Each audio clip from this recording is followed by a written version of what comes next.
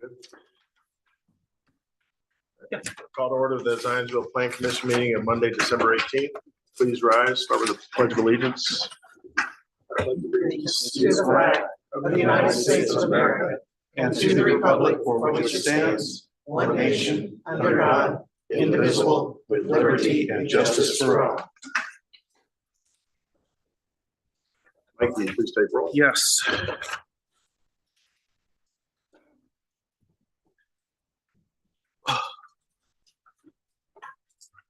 Chris Lake. Present. Sharon Walker. Present. Jim Hurst. Present. Mary Grabinowski. Present. Cindy Madrick. Present. Larry Jones. Present. Dave Franz. Present. All members are present. In your packet was a set of minutes from the November 20th meeting. Is there any comments, additions, deletions to those minutes? If there are none, is there a motion to approve? So moved. Second? Second. All in favor, signify by aye. Aye. Opposed by nay. The minutes pass. On the docket, there are, I guess, 3 items up for continuance. Dockets number 2023-28Z and 2023, no, two items, sorry. Bradley Woods PUD rezoning, address 1120 1310 1550 South US 421, 1555 South 950 East and 9625 East 100. Continuance for petition for the rezoning of 349 plus minus acres, 9 parcels from the rural general ag, AG rural single family residential R1 and rural single and 2 family residential R2 districts to be planned to the planned unit development district. Petitioner, are you doing the ask? Are you good with just going right through?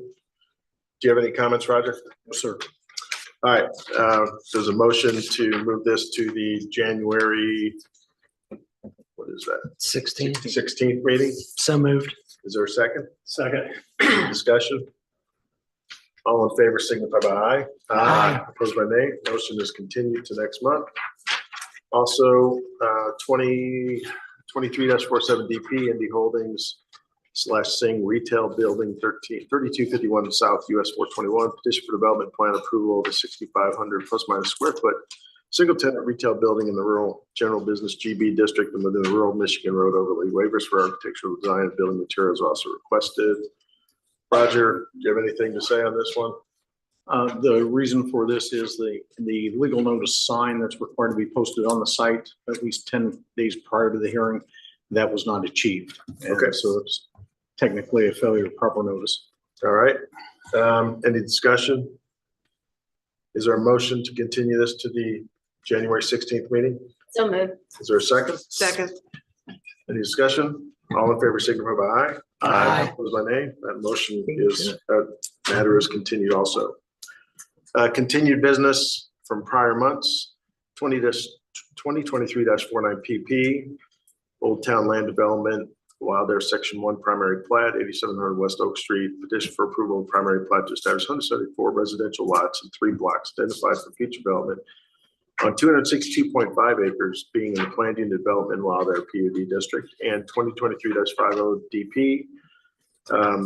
Same project, same address. Petition for approval of planned development for 174 residential lots on the 260.5 acres in the planned unit development Wild Air PUD district.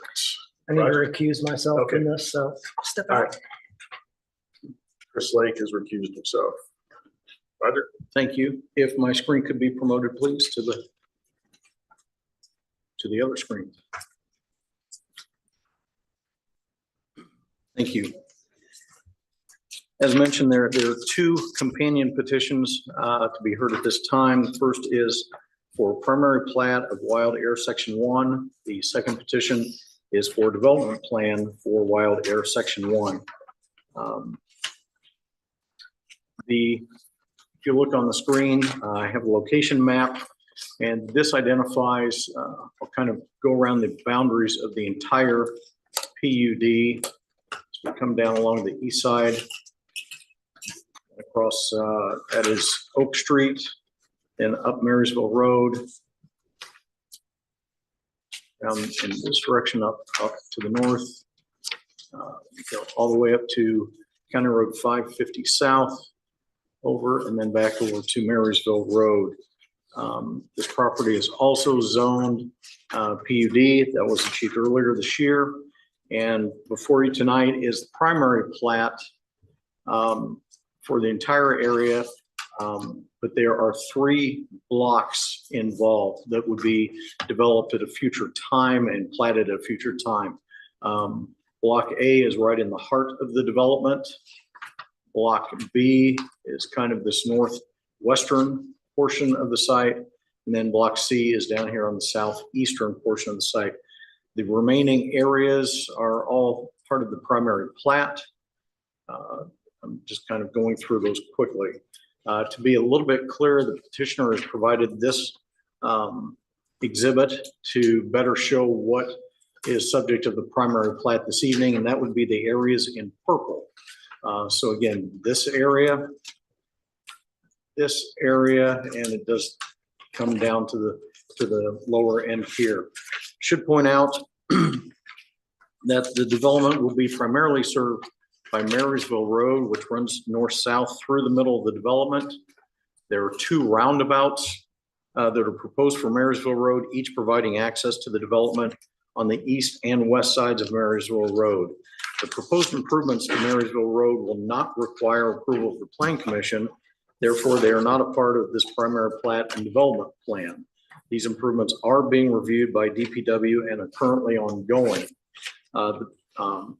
The mid-block pedestrian crossing of Marysville Road will be located approximately in this area, which was discussed during the rezoning for the PUD approval, remains unresolved.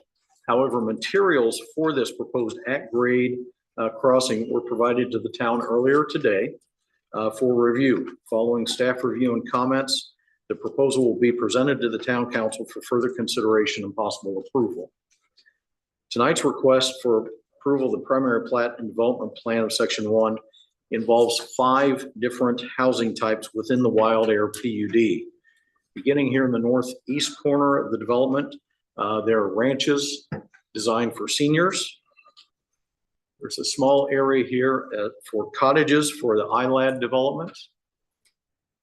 We then have an area for traditional neighborhood design consisting of single-family homes. There's a small area for townhomes. And then on the west side of Marysville Road, we have this area that is for estate lots for single-family homes. And then also included in this section is the Johnson Preserve Public Park area. Located down in this area. Due to the size of the overall project, the primary plat is broken down into several different sheets. This sheet that I have on the screen begins with P101 and goes all the way up to P113. And each number is its own individual sheet. For this presentation, and by way of an example of the primary plat, I'll just focus on sheet P104, which is this sheet, where the lot layouts and dimensions are identified, as well as street layouts and alleys that would be providing access to the rear of a number of different lots. This same level of detail is provided for the primary plat of each area involved in Section 1. Similarly, for the development plan drawings, again, large area covered on multiple sheets. The same estate lots, which I will focus on, are on sheet 204. And with these development plan drawings, they're providing topographical information, where possible curb cuts are for the individual lots. And again, this same level of detail is provided for the development plan of each area involved with Section 1. I'm only picking up these few sheets just for presentation purposes tonight. The full sets are available and were provided to you, I believe. In addition to the primary plat and the development plan drawings, as part of the development plan, the petitioner did also provide landscaping plans depicting street plantings and perimeter buffer plantings. This area that's shown would be on the extreme southeastern portion of the Wild Air site. We then move up north. Again, this would be some of the senior ranches in this area. Here is Marysville Road, again showing the street trees and the buffer yard plantings. And finally, and then back over onto the west side of Marysville Road, where we have the estate lots, and again depicting the street tree plantings and buffer yard plantings along the perimeter of the site. The petitioner has also provided conceptual building elevations for different housing types within Section 1. This is some representation of the cottages that would be provided for seniors. Just going to scroll through a few of these options. We then get to, I'm sorry, those were the ILAD drawings. I apologize. These buildings would be for the ILAD area. These pictures are of conceptual senior ranches that would be constructed up on the northeastern corner of the site. We then get into some of the traditional neighborhood development elevations. And we also have two different types of townhomes, a rear-loaded 3-story structure and a rear-loaded 2-story townhome. Then finally, over on the western side of the development into the estate lots, these are some depictions of conceptual home elevations that could occur there. As for topics of interest for the primary plat and the development plan, one is the mid-block pedestrian crossing of Marysville Road. Hopefully the petitioner would just provide some reasoning to you as to the decision to go with an at-grade crossing rather than a tunnel.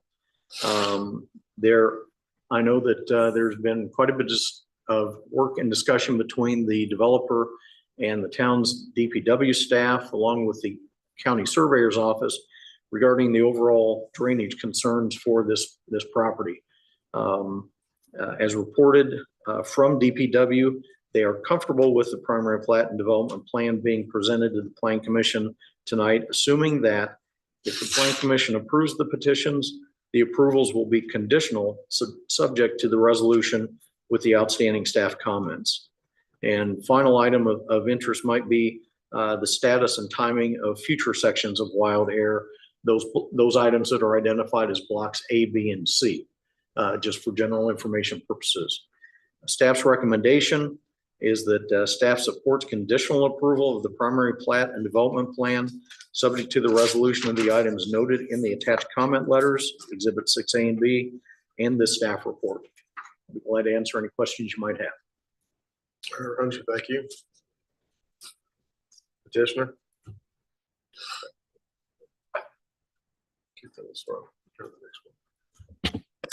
Good evening, Justin Moffett on behalf of Old Town.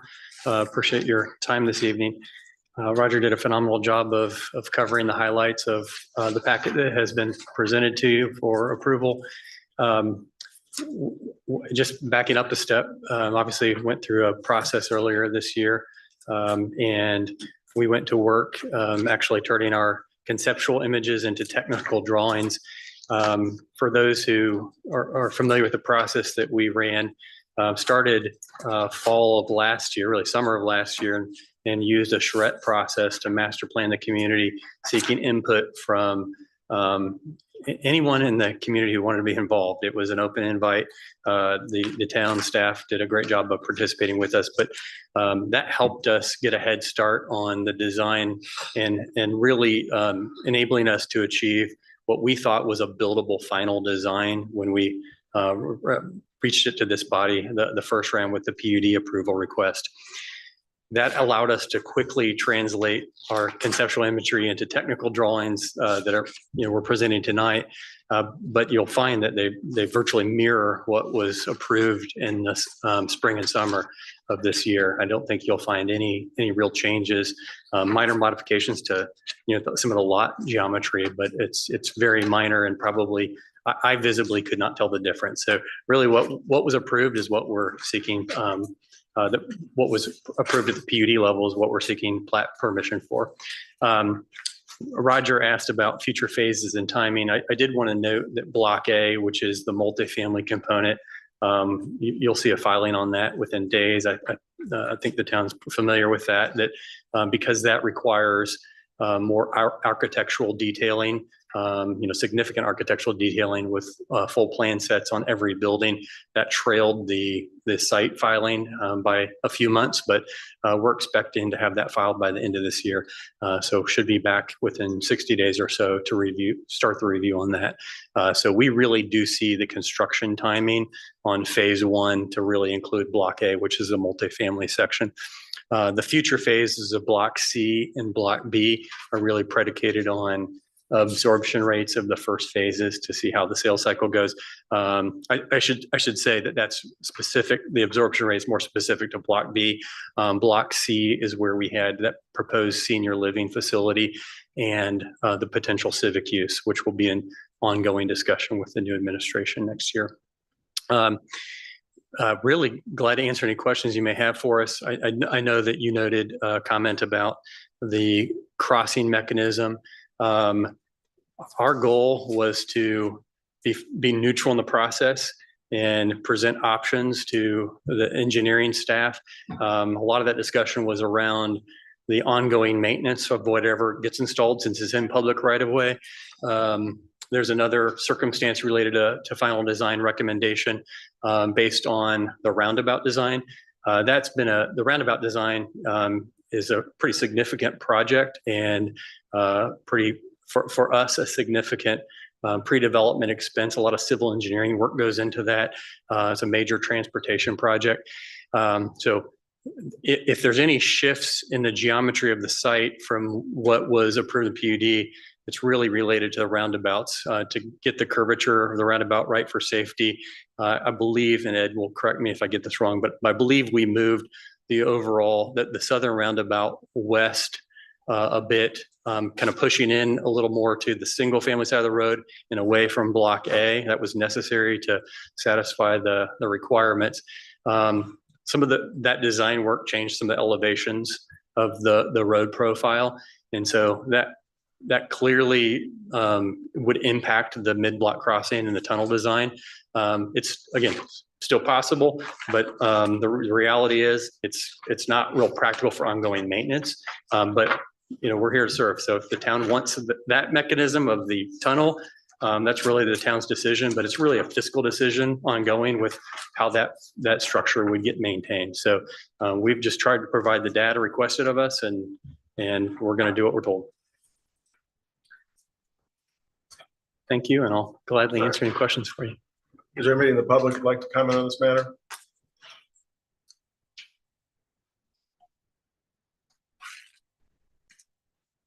If there's not, then I will open up to members of the Plan Commission.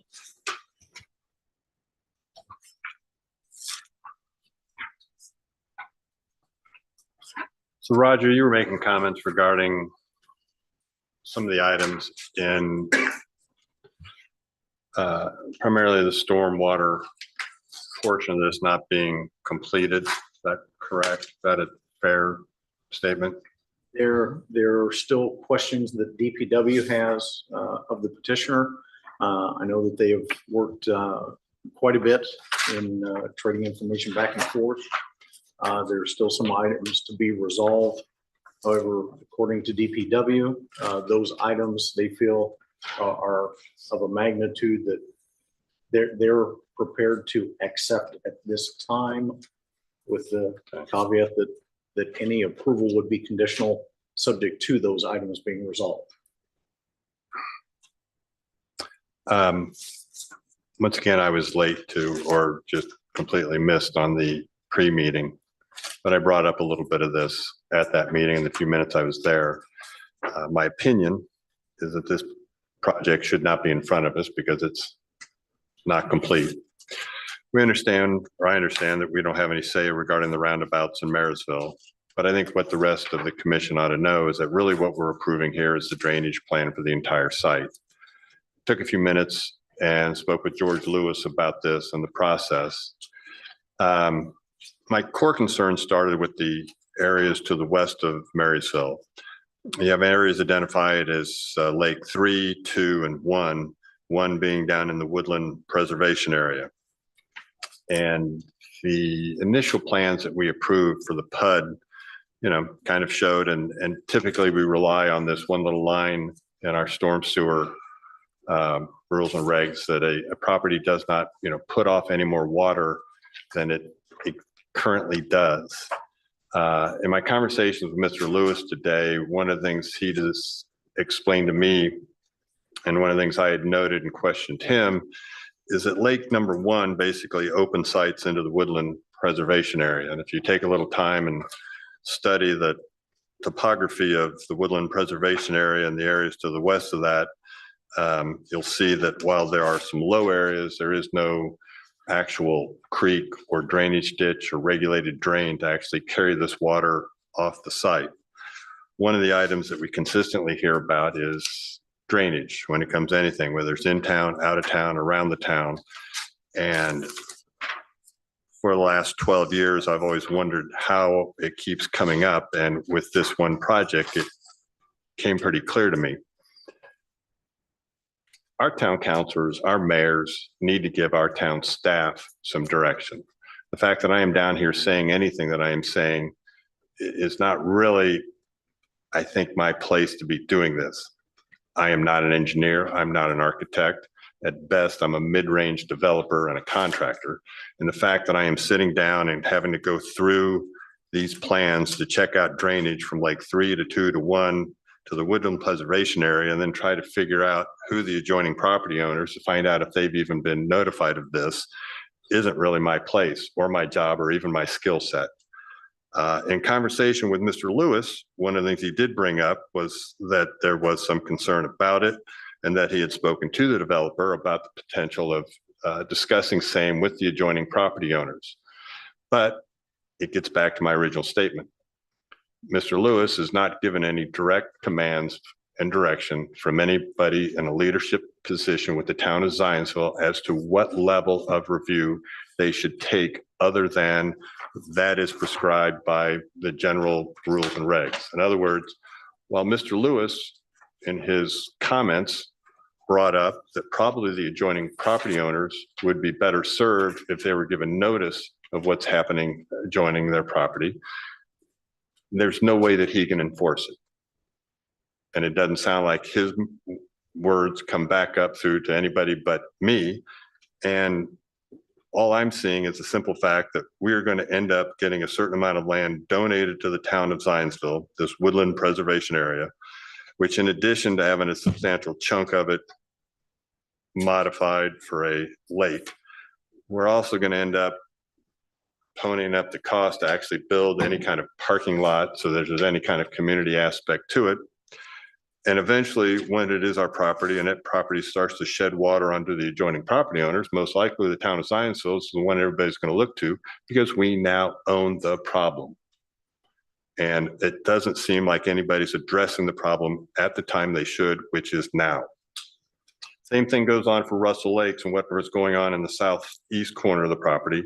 Didn't take a lot of time to actually check and study that out, but we all know that the Russell Lakes development was one that was also given a lot of commentary about drainage and problems in that portion of the town. And I'm not particularly confident that whatever is coming off the east side of this property has really been contained, developed, thought through as to its effect downstream. But I do know that the ask tonight is to approve drainage for the entire project, no matter how it is phased. If you look up at that sheet in purple, basically everything up there is regarding drainage for everything going on in the future. So regardless of what happens in the future, what we approve tonight, we have now entitled the property to do so as they see fit based on what we've been presented now. And I don't think what we've been presented now is serving the best interest of the adjoining property owners or the long-term Zionsville town, in terms that we're going to end up with a woodland preservation area that's basically going to end up as a swamp. Other than that, got no opinion. Would you like to comment? I really don't know what's appropriate to address in this forum. I can tell you that I'm about $250,000 into civil engineering drawings, so it's a little hard to hear that there's been little thought given to this. Have you talked to the adjoining property owners? We're downstream from this? This is a public hearing process. Everyone has been notified about this process. Through every step of the process, the PD processes, everyone's notified. Through the plat process, everyone's been notified. I would say that even though they've been notified, we typically strongly recommend the developer, especially on adjacent lots and owner and property that is potentially going to be affected by this, there's direct discussions with them. Yeah, and I respect that. I would like clarity in the future on a particular topic that we're supposed to provide notice on, other than that it's a primary plat. Are you specifically referencing drainage, Mr. Franz? I'm just talking about, obviously Mr. Jones brings up some valid points. And historically, when we have significant development going on, we strongly recommend that if there's potential for issues, that they reach out to adjacent property owners. And I hear that, and I guess I would counter back that I don't understand what the potential issues are that are being addressed, because the reality is that we have provided a stormwater management plan, and we have iterated on it for several months with Mr. Lewis's department. And that's why we are here tonight, because it was substantially in compliance to the point that it was recommended that we move forward. We did not choose for this to be continued last month. The town staff needed more time to review the documents in order to provide us with comments. So we waited on response. Once we got those comments back, we rapidly provided another round of comments and addressed the concerns raised. And then we're invited this month because we understood that our plans were in substantial compliance, which is what I believe I heard Mr. Kilmer suggest. And so I guess that leads me as a petitioner a little uncertain as how to respond, because we have done everything asked of us. And I do not agree that we've provided issues for someone else to deal with in the future, or that there would be a reason to notify people of problems, because we don't believe there are problems at all. It's been fully modeled out. We've actually heard some of the concerns, and it, for example, would be, we understand that there's a development that happened north of here that's caused some drainage issues for some adjacent property owners that didn't exist before that development happened. And so we strategized with town staff to divert some of our water that currently goes that way, away from that site, east, at an additional cost to us, so that we can lessen some of the problems caused by other development. It has been a very collaborative process where we've iterated and iterated to make sure that there are not problems caused for adjacent property owners. So we've done the hard work. We're here because of that. And I don't know how to address the comments further. I do want to address the park issue because it is inaccurate to say that there's not a plan. We actually agreed with the parks director that we would have another charrette meeting to master plan how the park infrastructure gets built, of which we have committed to paying for the infrastructure, the parking layout, and the arrival area. So that's inconsistent with what we've represented we would do and what the town staff knows that we have committed to work on. So I want to clarify the record there that that couldn't be further from the truth. Further, there is, and I would like Ed to address this if he wants to provide a little more commentary on the drainage. There is a notch out of the park where water naturally flows, and it serves as a BMP to further clean the water. It's naturally going to flow that way. It's not a substantial outlet for stormwater, causing a problem for the town of perpetuity through that park space. So again, that is part of a discussion that has happened with your professional staff, and that's why we are here tonight. Yeah, please. Sure. I'm Ed Hamilton with Old Town Land Development. I spent a little bit more time on the drainage engineering. I'm a professional engineer. So I wanted to kind of double down on what Justin said. So a few things. I'll start with the east side. We have been working with staff to come up with a collaborative process. We've had several meetings, not just with engineering, but Department of Public Works, as well as the county surveyor.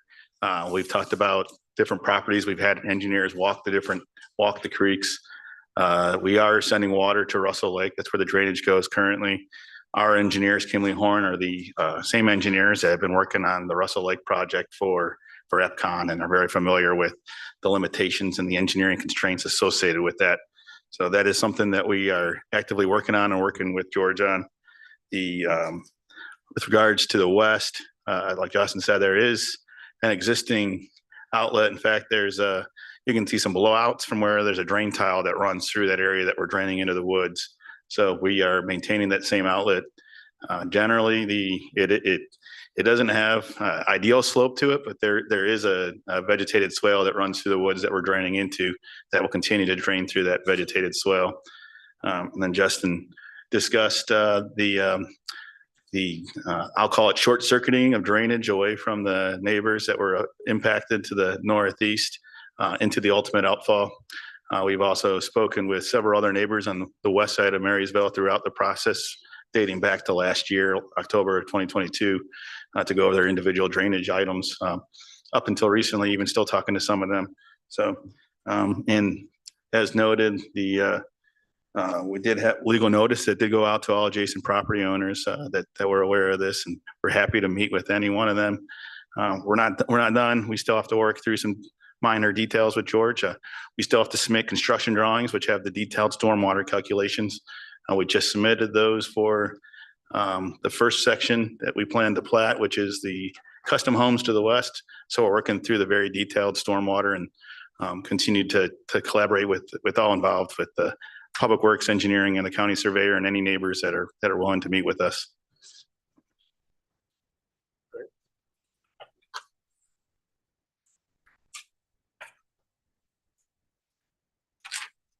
All I heard is things aren't finished. I do not accept the fact that because we have a public notice, that's the same thing as actually taking the time to actually walk through it with adjoining property owners, what the net effect is going to be. Speaking with George or Mr. Lewis, the cruise road stuff, I guess, is still up in the air. He did sound a little more positive about Russell Lakes, but still, it's incomplete item after incomplete item, covered up with terms called comfortable and conditional. I am never particularly happy when I hear that something that's going to be discussed tonight was delivered to the town today regarding the crosswalk. We went round and round about that as part of the approval to get it up somewhere near would actually be functional to the two neighborhoods. The back and forth that it's what the town wants. Well, you've heard what, at least what I vocalized I would like. I don't know who else you're talking to in the town, but you know, it's these comments that it's what the town wants, but you know, where it's at today is not really in a particular spot that's ever going to be functional. The final piece that kind of gets overlooked is the right in, right out down on Oak Street, down there in that southeast corner. While I understand we can't really speak to the roundabouts, I suppose that is also part of something else that's getting worked out with the road department.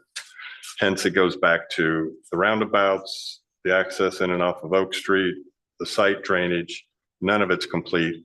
And I am not satisfied hearing that it's comfortable and conditional, because that then just places the burden downstream. And once approved, once entitled, it's not coming back in front of us until there's a problem brought up by an adjoining property owner. And I'm never happy telling him, well, we put an item in the newspaper, you should have seen it.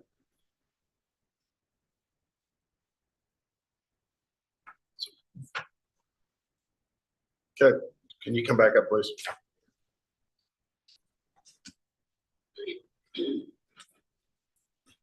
So is this based on what you know about the property and what you've worked on the property? Is this something that if we gave you another month, you could nail this down completely? Or is this gonna be something that as you develop, you're gonna have to adjust on the fly? Trying to understand. It depends on the level of detail where we get from comfortable to complete. So there's a lot of detail in, this is a large project. So we get down to drainage. Like I said, we're submitting construction drawings for review, which we're counting every square foot of drainage that goes into that, calculating the runoff. So the level of detail that we put into the development plans, I'll say on this project is typically a lot more detail than we would normally put in the development plans in other communities. So we're trying to get it'll be, I can't guarantee in a month it'll be complete, but we'll be further along. We'll continue to work to get there, but I'm not sure. You know, there's so many steps to get there with construction drawings and detailed engineering that it's just a process, and that's a lot of that detail is usually handled in the construction drawing process and reviewed by staff. Roger, how comfortable would your team be with the conditional language? I guess, I mean, we've done it before. I think it's pretty significant what's in this one. Yes, my question to you would be, you said Roger and your team. I'm truly here representing not only planning and zoning, but also DPW and all the other town departments that go along with that, fire department and everyone else. So my response has to be based upon what they have told me, because I'm not an engineer. But when I hear from our town's engineer, George Lewis, and also Michael Susong, along with the county's surveyor, who has also reviewed these documents, and they report back to me that, yeah, we'd be thrilled if these were more complete. However, they are comfortable with where they are and believe that this can be resolved through future iterations of the project. Because I specifically reach out to the different departments when I'm generating the staff reports and say, I need to know, where do you stand? And their response this time around was they're comfortable with where these are, that these could go forward to the Plan Commission for consideration. But they also placed a caveat on it that not just a straight out approval, it would need to be a conditional approval at best. I guess I'm trying to get to the point that is this going to be something that you're going to have a complete and perfect set regarding the drainage, or is it going to be a situation where items will pop up that have to be worked out, you know, as they come up? I'm just, like, what's your experience? Well, this project has been through rezoning, of course, at which time there was a preliminary plan that was submitted and reviewed by staff. Next stage now, requesting development plan approval and a primary plat, both of which are also conceptual. The primary plat, there's information required to do a preliminary drainage study, but further detail will come as each section of the development is platted through the secondary platting process. So it's not unusual to get a limited amount of information at this earlier stage of the approval process, knowing that the developer will need to submit detailed construction drawings for each section that will be followed. So it's running its natural, in my opinion, it's running its natural course. With each hearing, next one being, well, next level of review will be much more detailed because it'll be involving construction drawings for each subsequent secondary plat. So I think in large part, it depends on to what extent you trust, or I don't like, that's not a good word, you rely on staff to do an adequate or thorough analysis at each stage of development. Both Mike Susong and George Lewis are licensed engineers. The county surveyor's office has a large responsibility for regional drainage. And of course, the developer's own engineering team has looked at this. So, you know, I feel that if DPW has said that they are satisfied at the amount of detail they have at this stage to proceed, then of course we rely on them to make that call for us. All right.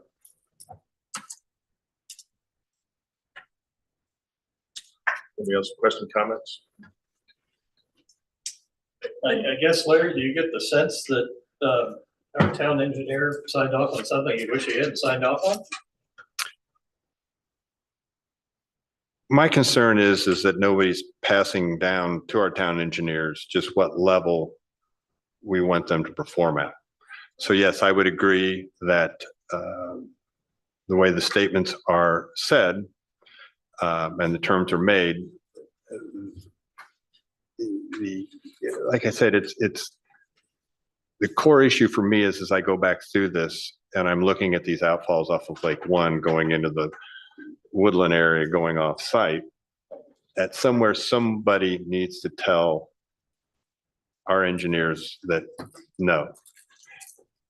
They'll say that it passes engineering. What I'm saying is that when it comes from a standpoint of what we're going to accept and the way things are developed, somebody has to get in front of that to say yes or no, that we're going to bear the risk of that changing. Because of all the statements we're hearing is that, yeah, everything changes. There's always going to be modifications. My problem is, as I see how this project's coming together, we are not putting ourselves in a position to set a standard high enough that it's not going to eventually resolve into problems. Hence my concern of taking all the property, taking all the water off the west side of this and putting into the woods, and the woods are adjoining property. It's as you read through the what I'm going to call it, the drainage report, you know, there's comments in there about I don't quite understand the 10-foot exclusive easement as part of the utility placement, but I do understand down there under the drainage report where it says the proposed project will substantially increase drainage area going to this outfall. Please clarify how this is being mitigated to prevent adverse impacts. That's a pretty broad, wide open statement. And it's also a pretty damaging one. It means that they understand that there's going to be substantial increases in drainage going somewhere, but it's not like it's once again, I'm not hearing and seeing, and in my conversations with Mr. Lewis, getting the confidence that we are setting a standard high enough that it's not going to create us problems down the road. And the only way to do that is for somebody either at our level or above to put that message out and then back it all up. Just like I'm never particularly happy when I hear that the town was provided information for presentation at a meeting tonight, this afternoon. There's no reason for it. And there's no reason to be accepted. And I'd prefer if Roger and Mike would just turn it back and send them home with it. But until somebody at this level or above wants to set that standard, we're going to find ourselves in this situation where we are relying on, we are going to entitle property for certain development and then relying and putting the entire burden on our staff to enforce it. And then they've got to put it further down the line. I don't agree with that. I think it's what causes long-term problems for us. And the problems show up to the town of Zionsville, not next week or the following week, but 10 years down the road. That's my concern. And that's my concern when I read this kind of stuff, that I would rather see it completed before we approve it and get some degree of confidence that it's actually going to work.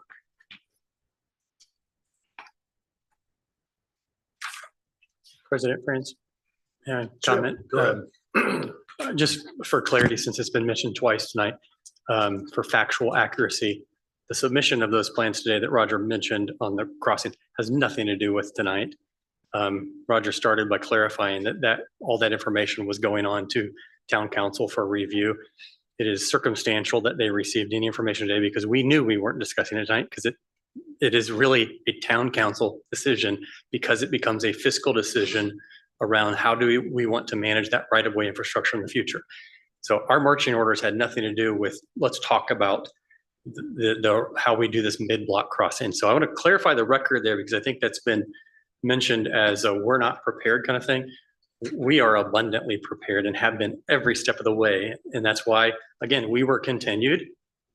Certainly you can imagine we weren't thrilled with losing, in our view, losing a month. But we were invited tonight because we were told that we were in substantial compliance and we were ready to move forward. Every time there's been questions, we respond. It's an iterative process. You know, I believe it or not, I have a little gray hair. I've been doing this 20 years. I've taken a lot of plats through. I can confirm what Ed has shared. We're actually, because of the diligence of the town planning or the town staff, engineering staff, we're further ahead than I've ever been with the plat with as far as understanding the drainage calculations. Also a comment made twice about draining into the woodlands. there's already a watershed that drains the woodlands. Ed tried to clarify that we are continuing that. It's pretty shallow on the outfall, but it already drains through there. We are not adding more water to it. We are continuing that flow, that percentage of flow that already goes through there. My comment about adding water, pulling water away from the north, and we're going to put a line underneath Marysville Road and drain to the south because the south watershed can take more water. That's all this iterative process that we've been through. So we've done the hard work, we've done the diligence, and that's why we're here tonight. All right. Anybody else?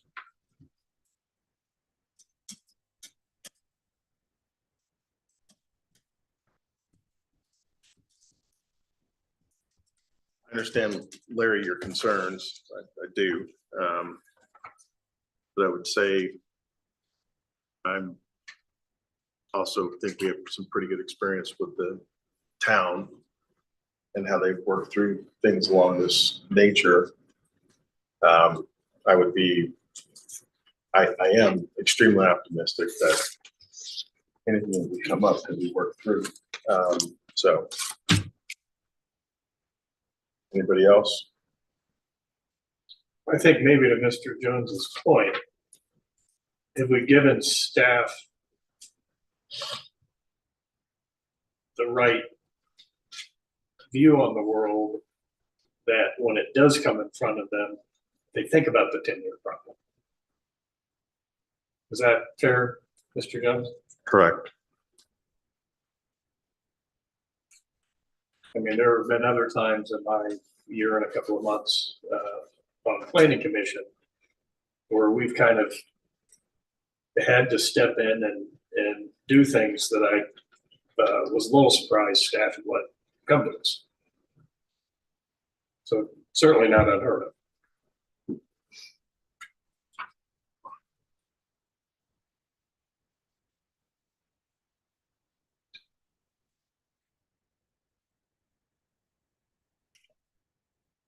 I mean, I get it. I understand.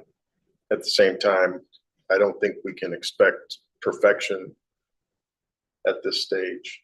And I know you're not asking for perfection, Larry, but again, you know, there's certain ordinances, guidelines that they have to follow. And if they can't discharge more water into an area, then I would think staff would work with them to make sure that doesn't happen.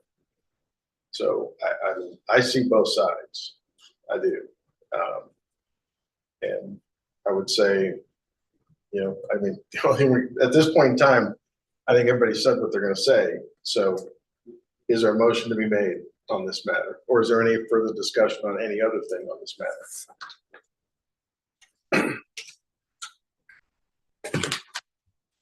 I mean, if we're going to just discuss the drainage right now, I mean, that's fine. But are there other questions? Let's get to the point now. If there's going to be a request for a continuance or anything along that line, is there anything else in here that we should address with them now in the event that it does get continued, which I'm not saying it is or isn't. I'm just saying, are there other points that need to be raised in this document for their benefit? Well, I think that's a good point. If the vote of the board is to continue, then we should give them some guidance about what level of detail they should provide to meet your satisfaction.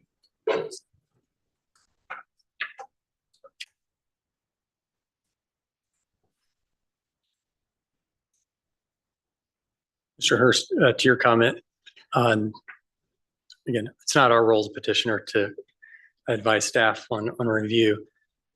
Our experience with the staff so far has been that they have taken the review extremely seriously. I'm going to say more seriously than other projects, but the tone has been very much the scale of the project is different than what is typically reviewed. And I think that's caused a lot of pause and recalibration and asking for more information. Each time we get a letter back, it's a list of many, many comments, 5 or 6 pages long of comments. It's not because we failed to do something correctly. It's typical to have that quantity of comments on a project of this scale. But every time there's a adequate response, and that's what allows us to get here tonight. That said, again, every community is different. I don't want to compare. There is a reality though, is I've personally never experienced a plat approval that didn't come with a condition of subject to planning and engineering staff final approval, because there are always nuances that change calculations. Road infrastructure is a pretty significant one. There's a pretty significant public works projects that happens with the roundabouts on Marysville Road. That will have a material impact on stormwater calculations for the entire project. And so there will not be, I guess I'm just acknowledging now, there will not be a complete until we're final construction documents, probably 6-8 months from now. Hopefully not, doesn't take that long, but there's always going to be a calibration back and forth as they give us feedback on what they want to see built.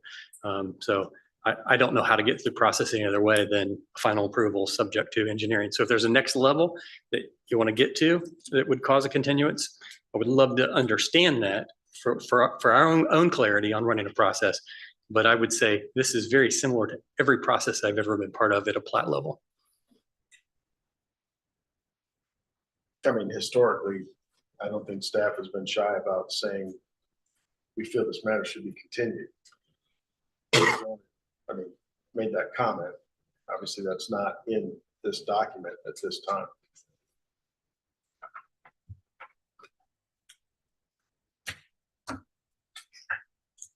Is there anything else?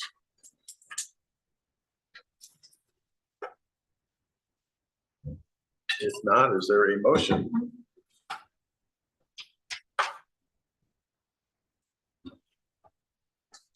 Sure.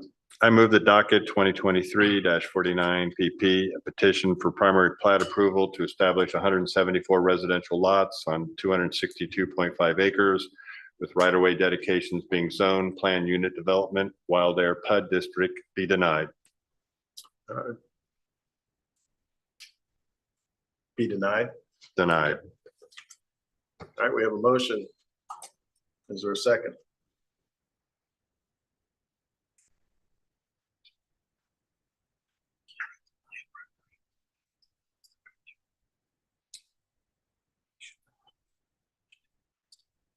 Is there a second?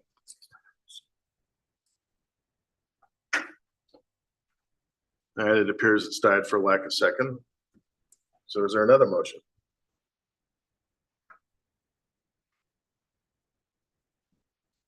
I move that docket number 2023-49-PP, a petition for primary plat approval to establish 174 residential lots on 262.5 acres with ROW dedication being zoned plain unit development, Wild Air PUD District B, conditionally approved, subject to the resolution of the comments noted in the attached comment letters, Exhibit 6A and 6B in this staff report. Is there a second? Second. Is there any further discussion? Secretary, would you please take roll? I want to add one thing, that if this is a deadlock vote 3-3, it's automatically continued. So Quick so question. I think, there's only 6 members voting today.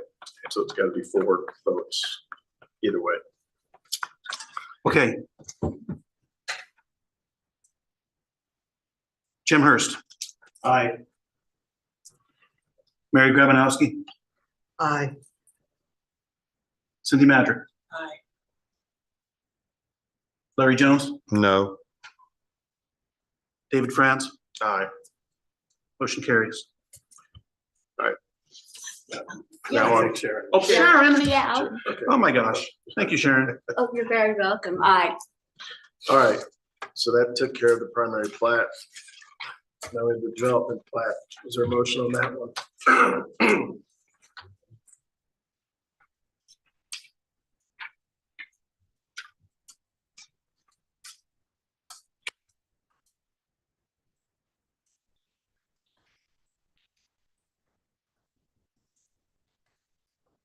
Okay.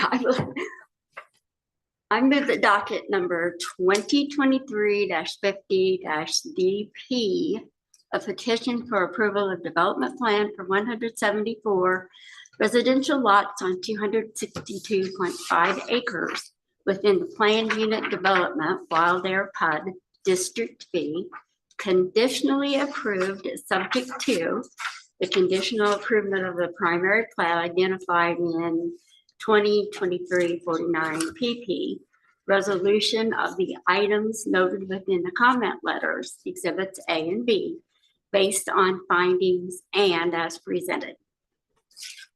Is there a second? Second. Any further discussion?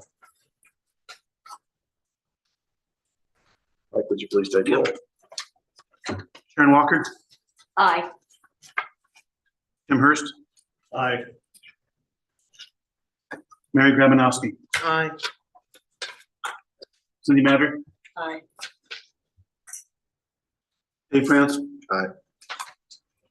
Barry Jones. Nay. All right, that one also carries 5-1. Obviously, you've got some work to do with the staff, so Yes, thank you sir. very much. Thank you for the healthy discussion. We take your concerns very seriously, so we'll work to do a good job in executing. All right, thank you. Next item on the docket, new business, 2023-55 DP, Green Cycle of Indiana, Inc., 4310 East 750 South, Ulen. Petition for development plan approval of recycling composting facility on approximately 40 acres in the rural general agricultural AG districts. Roger, please, give us your staff report.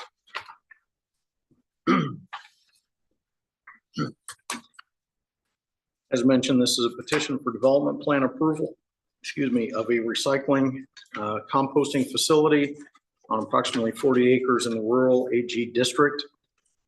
On the screens in front of you, I have a location map. The 40 acres are outlined by, on the west side, County Road 425 East. On the south, County Road 750 South. On the east side, County Road 450 East, and then just up to quarter section Y. This site is zoned rural AG. It is bordered by that same zoning classification on 3 of the 4 sites, the north, the east, and the west. To the south, on the south side of County Road 750 South, the properties are under the Whitestown jurisdiction, and directly south of the subject site, it is owned I-1 Light Industry, and then to the southwest and to the southeast, those parcels are zoned AG. Again, all of that is under Whitestown's jurisdiction. The petitioner currently operates a recycling and composting facility at the southeast corner of I-65 and Albert White Parkway, which is also known as County Road 400 South. Their intent is to relocate that existing facility to the subject site.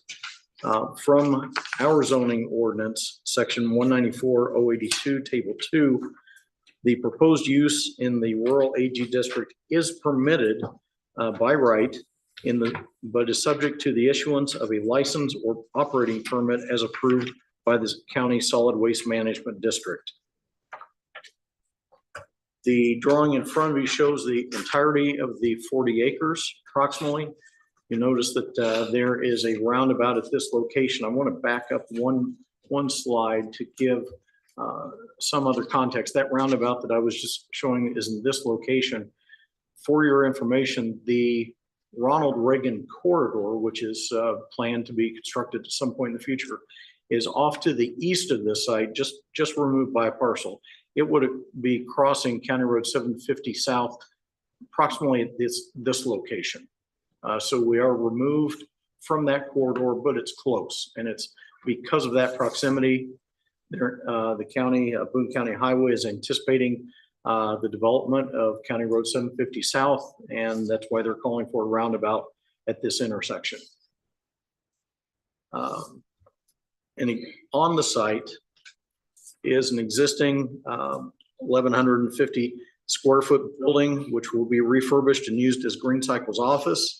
It's located, I'm going to zoom in a little bit tighter, located at this location.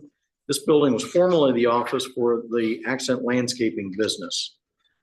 Also on the site, the petitioner is proposing to construct an 80 by 60 shop building. It should be noted on the site plan that the site plan is reflecting a 40 by 40. So that is one item that we'll need the petitioner to clarify tonight as to it's 60 by 80, but which orientation, and is it still in this location? We just need some further clarification on that item tonight.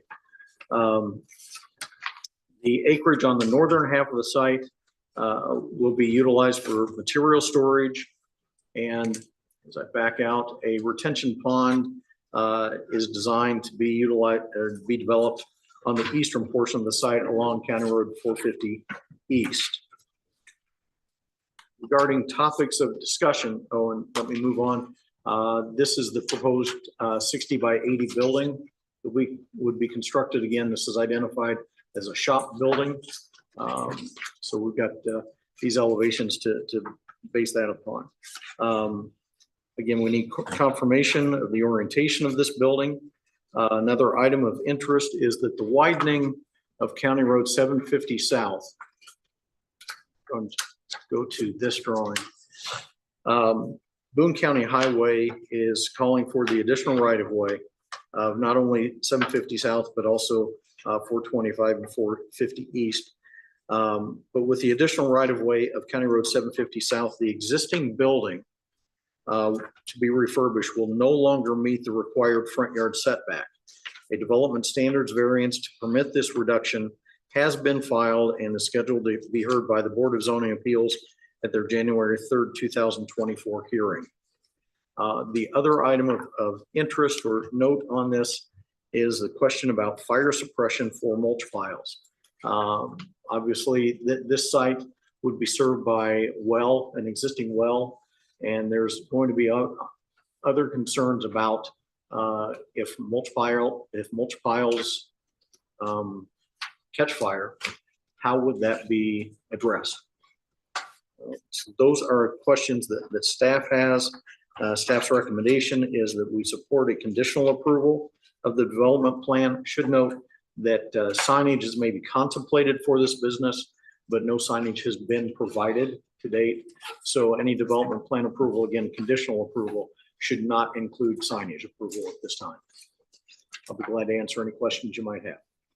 All right, thank you, Roger.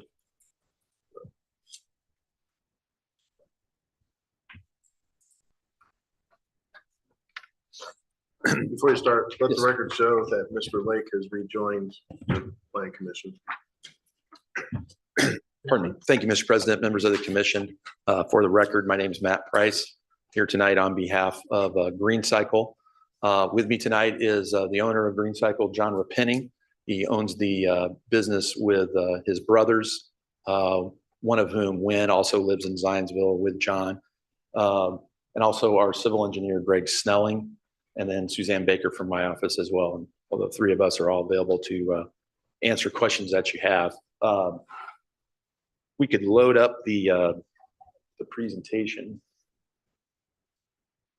kind of walk you through the highlights and try to hit upon some of Roger's comments, because those are probably the most germane to your considerations tonight.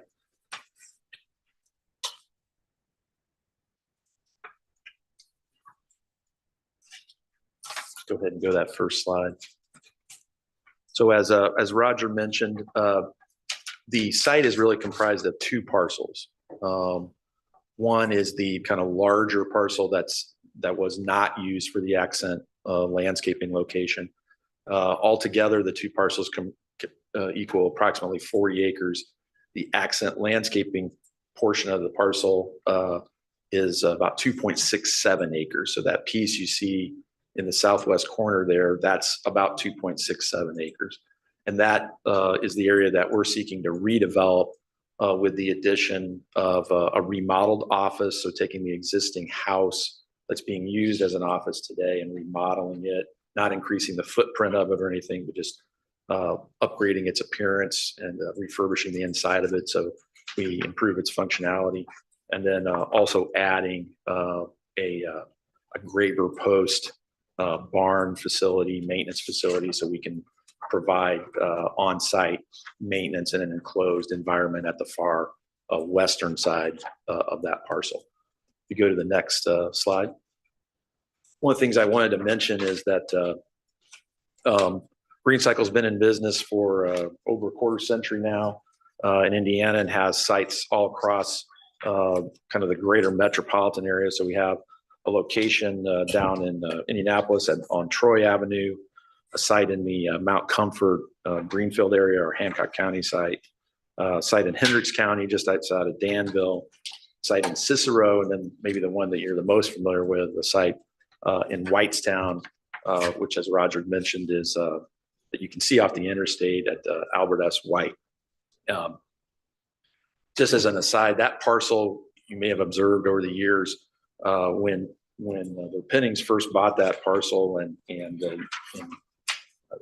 used it for a composting facility. It has identical zoning to what this location has under the Boone County ordinance, which is what Zionsville adopted, consolidated. And at the time he opened that facility, the closest two improvements were two single-family homes immediately to the east of this property. So there were no improvements like you see today as far as any of the big box storage facilities, any of the retail. There's a gas station not too far away from this site. So the area has developed up a lot around the facility. And one of the things that occurred in connection with that is that the state of Indiana acquired access rights from Green Cycle. Actually, they took them from Green Cycle. And while John was compensated for that, certainly it significantly changed the access to that location and limited it. It used to have direct access off Perry Worth Road, and now there's access that actually cuts through one of the former residential properties. So you have to get off the interstate, drive down Albert S. White, and then hang a right into the facility on an easement that cuts across adjoining properties. You have another option, which is to kind of circumvent the entire area and take about a 3-mile drive to get to the site. But suffice to say, it really limited the viability of that location long term. And so shortly after that, that taking, the Repennings, and really led by John, started looking for alternative sites. And it's taken a long time really to identify a location that would meet their needs. And so that's what you see before you tonight. All along that way, they've been great partners to Boone County from a recycling standpoint, including partnering with the town, taking leaf collection for the town's leaf collection, limb and brush removal, and using those organic materials to create compost and mulch, which is what you see when you drive by their current location. That has persisted over the years. They're supporters of many local organizations. Their sign is up in Lions Club Park, and they've been great civic citizen over the years, and look forward to doing that from this new location as well. You go to the next slide. We just talk about a few aspects of what Roger talked about.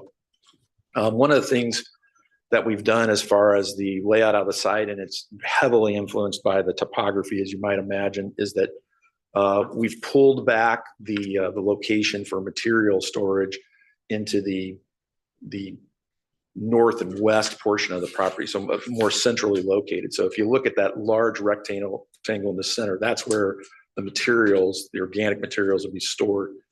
And to give you an idea of what the spacing is for that, it's approximately 300 feet from County Road 750. So 350 setback, 350 feet from that roadway, and then also set back another 300 feet from 450 to the east. So the distance from 450 across that pond to where the rectangle first starts on the east side is a little over 300 feet. And that was done on purpose to pull those materials back into the center of the site and keep them away from the road. They do like to display their materials, but that's going to be done more out front where the shop is and where the office is, so that a customer can see kind of their wares without necessarily having the stored materials close by the road. You'll see that we have a pond on our eastern side of the building. I will say, just picking up on some of the discussion that took place during the last petition, we have spoken to all of the adjoining property owners that would receive water from our site, and actually have written agreements with each one of those property owners, one of whom is also a member of the Boone County Drainage Board. So our drainage plan and the sequencing of the flow of water to an eventual outlet to a legal drain has been very well vetted and documented and reviewed by the town engineer. Not to say there aren't additional details that need to be completed.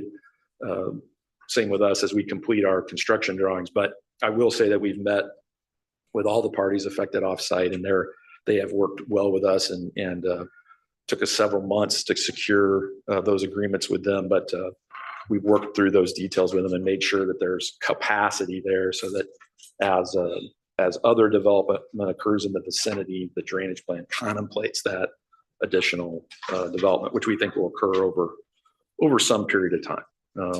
Not immediately, but some period of time. County Road 750, I just wanted to mention, it's actually Whitestown's jurisdiction. And we've worked closely with both Boone County Highway for reasons I'll mention, but very closely with the town of Whitestown to assure that the right of way that they're going to require for later improvements to County Road 750 and for the roundabout that you see are actually dedicated more or less contemporaneously with this process. So we have been kind of overlaying their future improvements onto our plan. It's a requirement really by the town of Whitestown that you account for their future improvements, and that's what you see on that plan. That also includes a couple of things that you might not necessarily think of, but it also includes, for example, a 10-foot perimeter path that will run along County Road 750. And then also Boone County has jurisdiction over County Road 425, which is the road along our western boundary. And there is some indication in planning documents with the town of Zionsville that a pathway may be contemplated along County Road 425 in the future. And so we included in the materials that were submitted to the town a commitment to complete that pathway at either the time that County Road 425 is improved or at the time that a pathway is brought from the north. So we would covenant and commit to doing that up front in contemplation of the town's plans for a possible perimeter pathway there. We don't have any access planned off of 425 at this time and don't intend to in the future. So that's more of again, being proactive and thinking ahead that if that's later needed by the town, that we would have that matter covered. Let me mention just a couple of other things. As Roger noted, the building addition for our shop is in that same location, 80 by 60. And as far as orientation, if you want to help me how you intend to orient that. The doors of your spaces. Okay. So if you heard that, our entryway then would be facing towards the eastern part of the building for that Graber Post barn. If you go to the next slide. Thank you, by the way. I just want to show some of the existing conditions for accent landscaping. If you're familiar with the area, been there for a while, and part of the process that we're going through is cleaning the site up and getting some of the pallets and outdoor materials and miscellaneous kind of outbuildings cleaned up and taken off the site. So that shows you what it looks like today. If you go to the next slide, the existing home that we intend to refurbish and continue to use as an office. Do the next slide. And then that's the new contemplated storage barn maintenance building for our equipment. There was a comment made about, and I saw some correspondence earlier today from one of our neighbors further east of us, is the Howard School, and I know there are representatives here tonight from Howard School. we view ourselves as a partner of the Howard School. I know they have raised some concerns and have discussed with us the possibility of adding some landscaping along our southeastern property line. And I've had the opportunity to discuss that preliminarily with Bonnie Kincaid, president of the Howard School. And we have a preliminary plan that we've presented to her, and have made a private commitment with her that we would work together on finalizing that landscaping plan to suit their needs. It's technically not required by your ordinance, but we understand their questions and concerns. I think I'll close maybe with just one other comment about the fire protection. We met initially with the Zionsville Fire Department about a year ago to go over this plan, and there's really I think two considerations to have with regard to this. Our understanding of the comments from the fire department is that they do not relate to the development plan approval, but rather they relate to occupancy. That's what the comment memo says, which makes sense to us. And it really breaks down into two broad categories, which is one, there's a requirement that we bring any building on the site that we intend to occupy up to Class 1 structure status. So we would need to go through state level approval for our office, and we would need to get a waiver from having a water line serving the property, which we have been told that waiver or variance would be supported by the town, subject to certain conditions, of course, which is that we agree to connect to water when and if it becomes available in the future.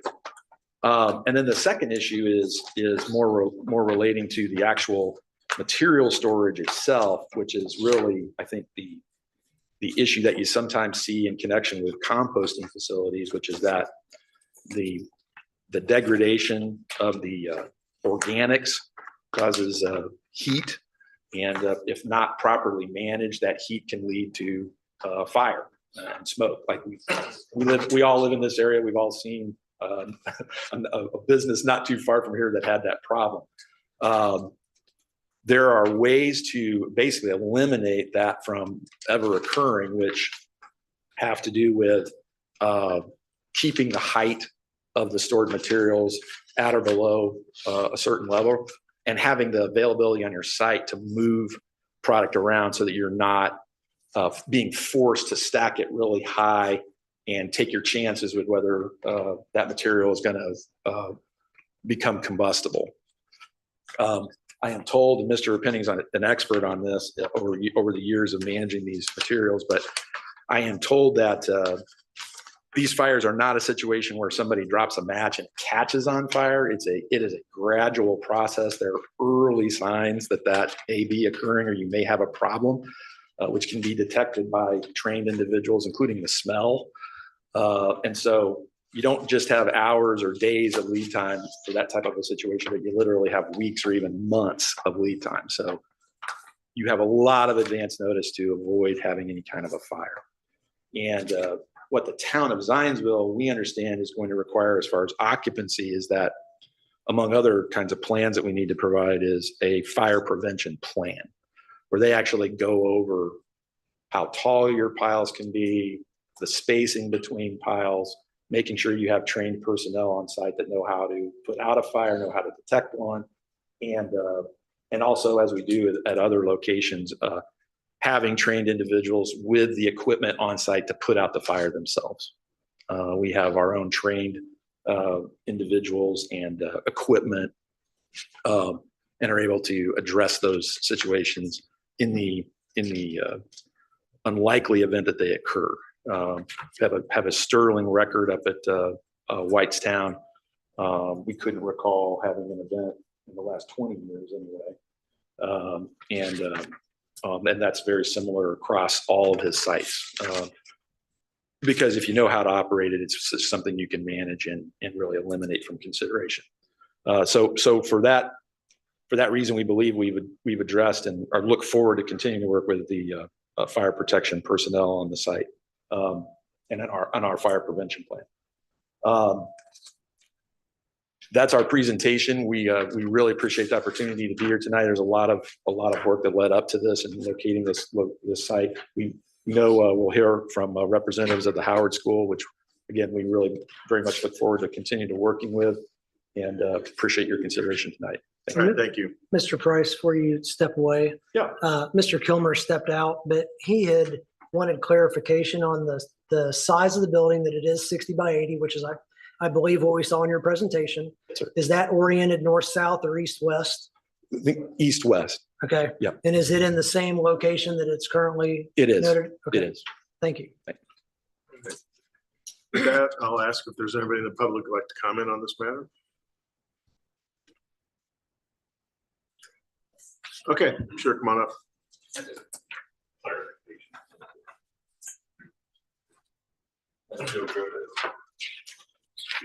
Joe Griffith. Just here with the Howard Name and School. address, please. Oh, 2990 East, 700 South in Lebanon. just, I'm with the Howard Schoolhouse team, but number one, I appreciate that. I've heard you're looking to be a good neighbor, You gotta speak into the mic, please. but I appreciate that and welcome that because we want to be good neighbors too. But just some clarity on that 60 by 80 building. And I know it's gonna be in the same location, but is the door where it was shown on that plan, are the doors gonna be held there and it moves more west than the back of the building? Or the base of the building gonna move further east then?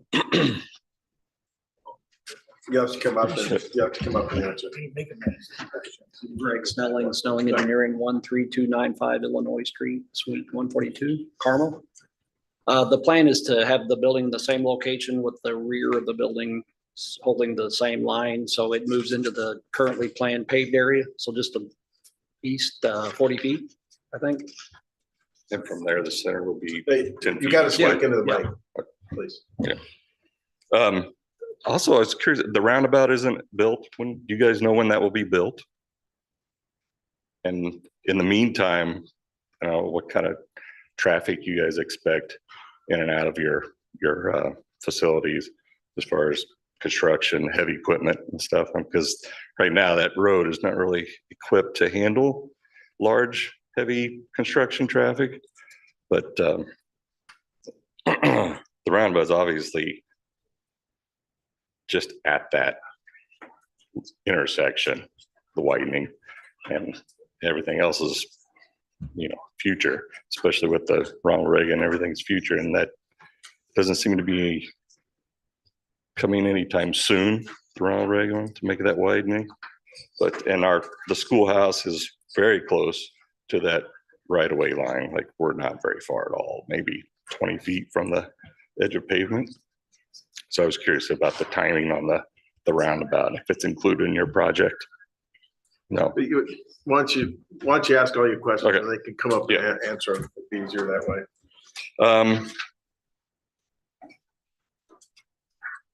Does your current location have city water or well water? You're on well there too? Just curious. And do you guys have an idea what the plan is for city water to come out there for better fire protection?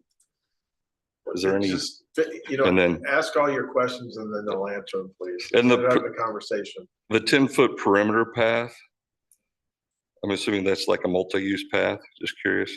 And then I was curious if there's the odors, because when there's composting, there's always going to be a foul odor for things that are decaying, but I didn't know to what extent odors would be a concern. So pretty much all I have. All right, thanks.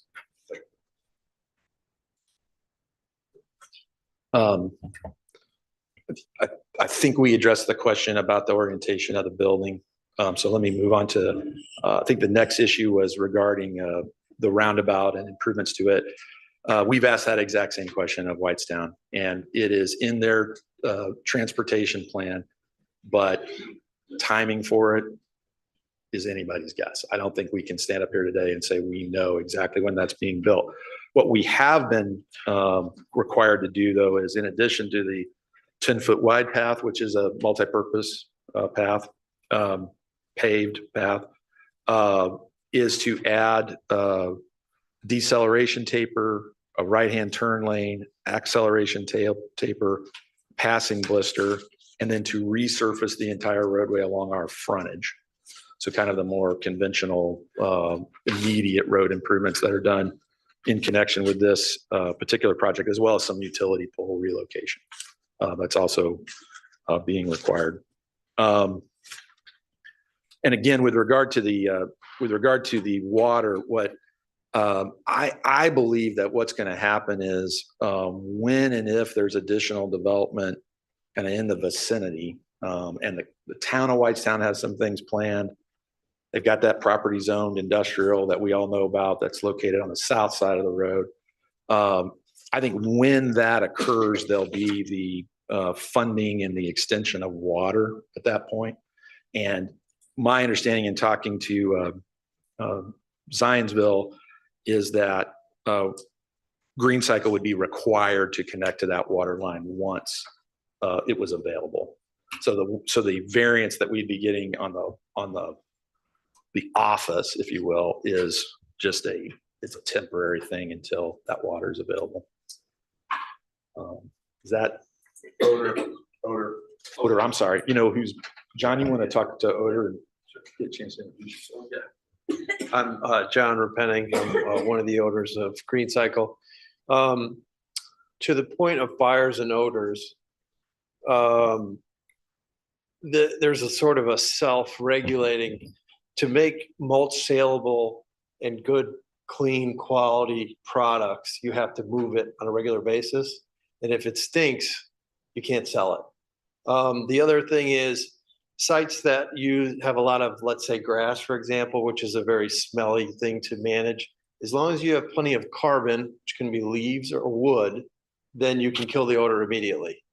We don't get much grass. The vast majority of what we have is leaves and wood waste. So there really isn't going to be an issue for odor, but if there ever was, wood waste is what will kill it immediately. We do food waste at some of our other locations, produce, bakery goods, and we do it on a very large scale. We could take in 3 or 4 semi-loads a day, and it gets covered with leaves that day, and there is no odor. And I could take you down there tomorrow and you could witness it.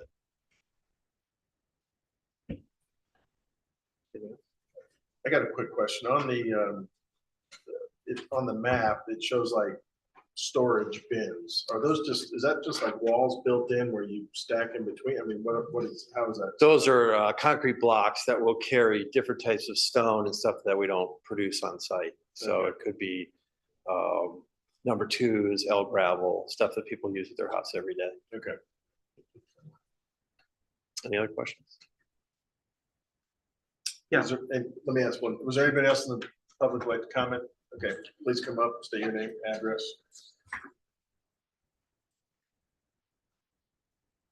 My name's Jeff Cohen. I live at 2033 Garfield Street in Lebanon. I'm the vice president of Howard School. I just wanted to elaborate a little bit on Howard School in case you are not aware. Howard School is a living history museum.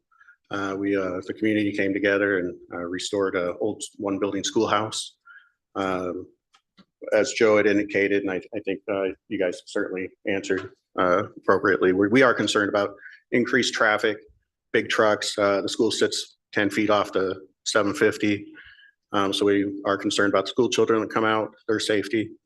And then, the building itself the bricks are not the typical bricks you would get with the weight and the density. They're period correct 1880 bricks from other dilapidated schoolhouses that have fallen down. So those are some of our concerns, but I think it's been addressed by you guys. One quick question. You had mentioned, I thought, Mr. Price, that there might be another second entrance, or will there just always be one entrance off of 750? There's 2. The site plan shows we've got 2 driveways off of 751. We direct traffic so that one is an entrance and one is an exit to promote good traffic circulation on our site. And both of those curb cuts exist today, correct? two. That's what Mr. Repenting's saying, yes. That's what the aerial shows. I just wanted that noted in the record. And because of the road improvements, that's what's requiring you to get the BZA variance. Yeah, so yeah, thank you for mentioning that. So yes, so the house today meets the front yard setback requirement. With the additional dedication of the right of way, the house is encroaching into the front yard. So we filed for a variance to be considered at the first meeting in January, or the meeting in January, to address that. And we feel like we've got meritorious case there, given the situation, given the additional design criteria that Whitestown's requiring, including the path. Mike, did you? Yeah, does the mulching involve pallets, commercial pallets, you can mulching pallets? Okay. And then how tall will the mulch piles get? Is there gonna be a limit to their height? Sure. To touch on the pallet portion, it's less than 1% of our total business, so it's very small. The mulch piles, generally speaking, we keep them 14 feet high. A 14-foot high mulch pile can last over 6 months without getting hot. The only time that we would go higher than that would be within 90 days of mulch season, when we would make a slightly larger pile close to where we load it out. And but the vast majority of the time will be around 14 feet tall. Okay. That's great. One of the things I should have mentioned, and I didn't, but it's an important part of the business, is that there's a very strong seasonal aspect to this. So from around the 1st of March to July 4th weekend, that's kind of what they consider their season. And then after that, the amount of traffic, the height of the piles, everything slows down substantially. So that's one of the advantages of this kind of a use as compared to other more intense land uses that could go in the area. So how much higher than 14 feet might the pile get? 30 feet around season. And then it'll all go away. All right. And you will be adding dyes to the mulch? Yes. Anybody else have any questions? Just real general, does Zionsville Fire Department have the ability to pump off bodies of water? I believe they do. Does anybody know? Yeah, I believe they do. And we've got the pond. Yeah, that's what there. I was wondering if it. Yeah. I live in the rural area and they have to have, because we don't have city water. So Okay. yes, they're pumped. Yeah, and what the company actually does on site is they have their own equipment to draw from an on-site water source to use their own personnel if they ever needed to address a fire on a pile, for example. And that's part of what we anticipate submitting as far as the fire prevention plan. Any other questions? If not, is there a motion on this matter? I move the docket number 2023-55-DP, a development plan for recycling composting facility on approximately 40 acres of the rural general agricultural AG district be conditionally approved based on the findings in the staff report and the staff recommendations, submitted findings of fact, subject to the issuance of a license or operating permit as approved by the county solid waste management district, subject to resolution of outstanding review items identified in the comment by the comment letters, exhibits 6E through 6A, and conversion of any existing structures, including the house, to a Class 1 structure through the Indiana Fire Protection and Building Safety Commission. Water for fire protection needs to be provided or a variance granted from the FP and BSC. Is there a second? Second. Is there any further discussion? Mike, would you please take roll?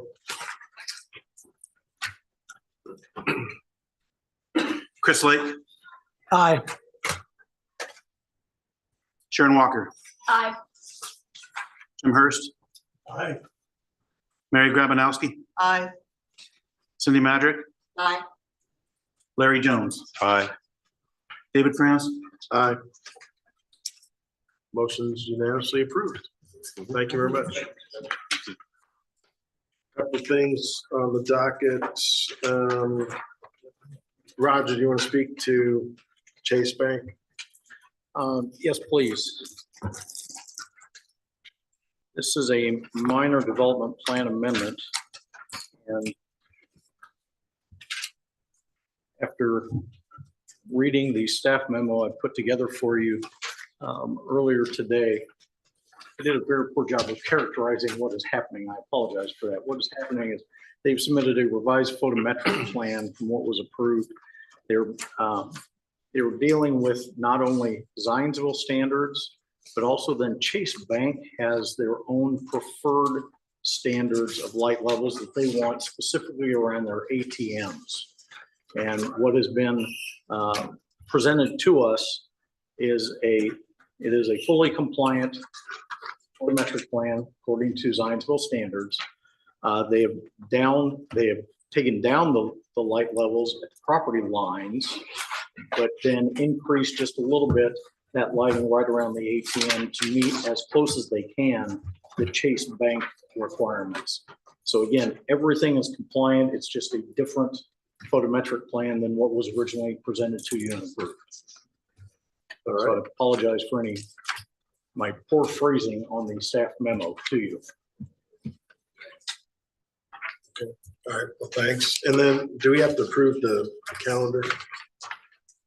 Since you last saw this, the town council has finally approved the town schedule for 2024. That now clears the way for you to formally approve the 2024 calendar, which was presented to you a couple of months ago. Right.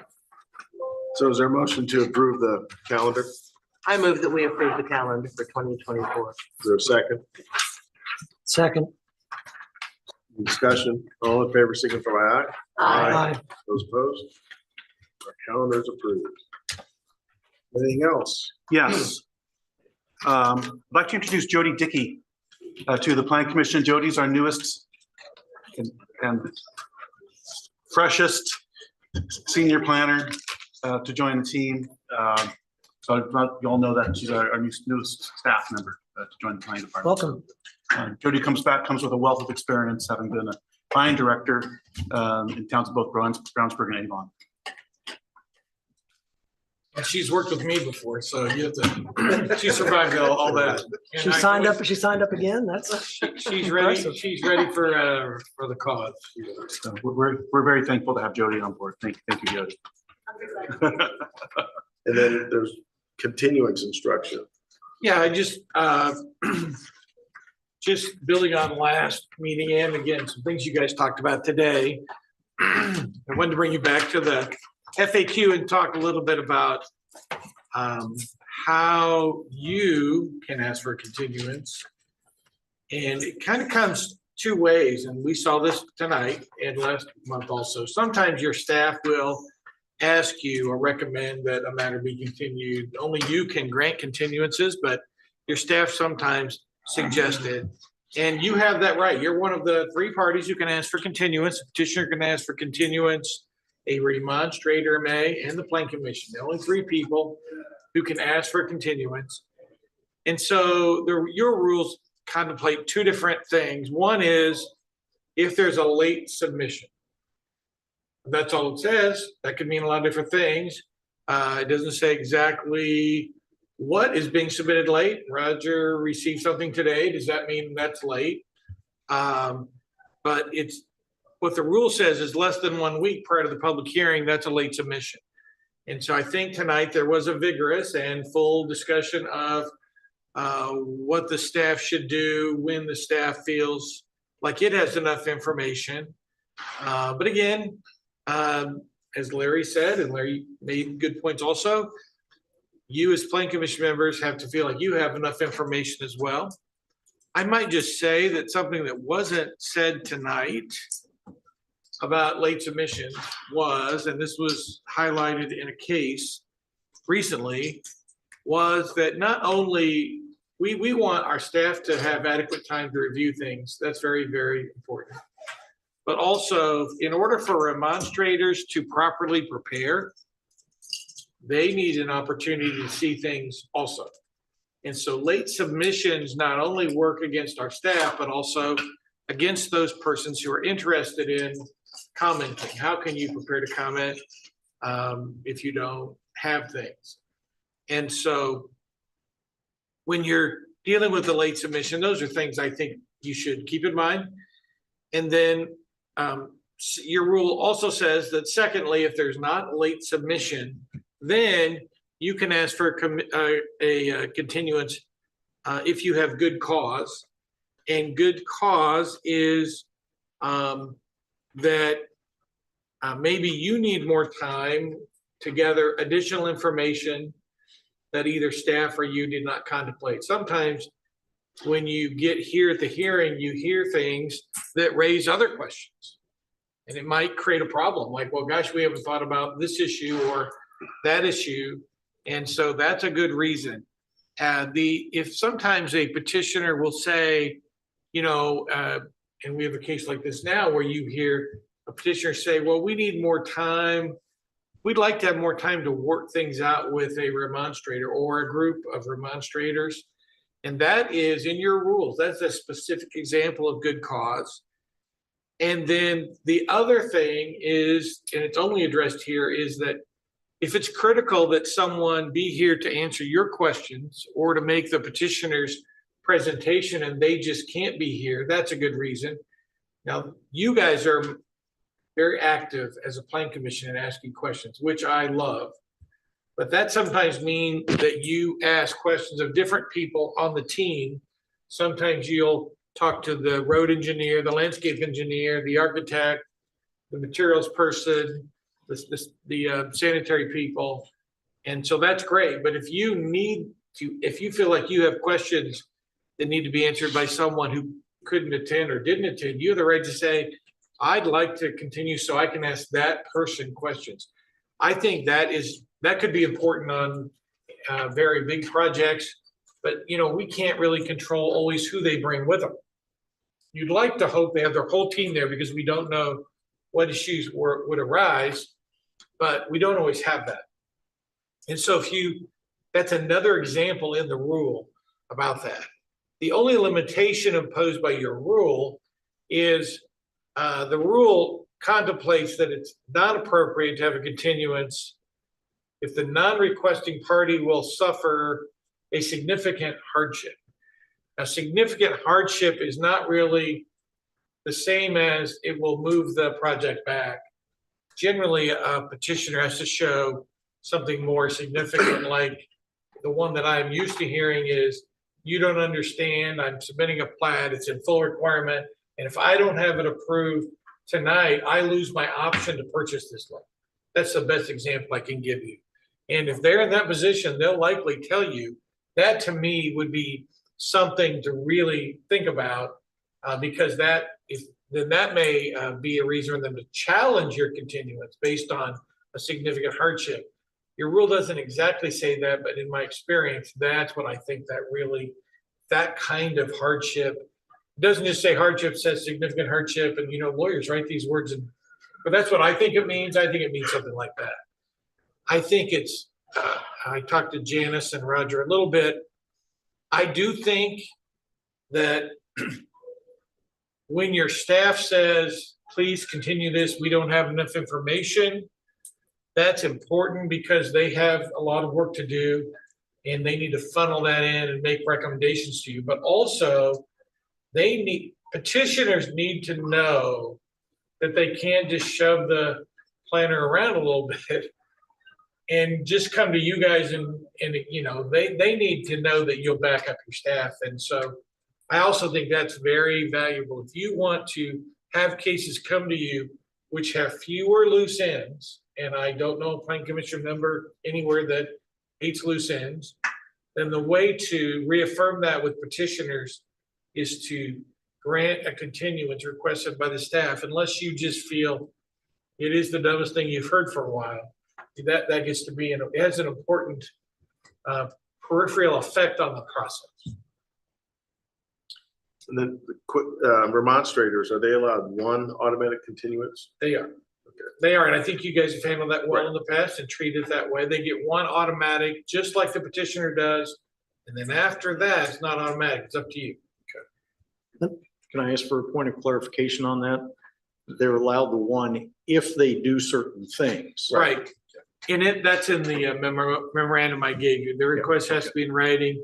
It has to be filed at least 1 week prior to the hearing, and they must provide a copy to the other party. And I assume it's appropriate that if we are reviewing the information prior to a hearing and we see something specific that we need to ask of a civil engineer, that we can contact staff and ask staff to request that the petitioner bring that person. I know they may not be able to be there, but it's appropriate to ask staff to reach out to the petitioner and make that request. And it's sensible. It's exactly right. And I also want to say it's also exactly the way you should do it. Don't contact the petitioner, contact your staff, have your staff deal with the petition. That's kind of similar. The core of my issues this evening were my interpretation of the information I got from contacting people. And as members of the Plan Commission, we are allowed to go outside and contact anyone we can. BZA, we've got a, whatever's in the paper. BZA, you cannot. Correct. Yeah, I'll say it that way. Yeah. But If a matter is opened up in front of us, we cannot contact the petitioner, correct? You cannot, you should not contact the petitioner. You should go through your staff every time. but what's somebody outside of the petition? Hence, I'm talking to other individuals and getting information back that if I would want to have them here to clarify my questions, because my concerns are based on something they said, it would be a request to have to go back to the staff and to ask the staff that, if it's somebody not part of their group.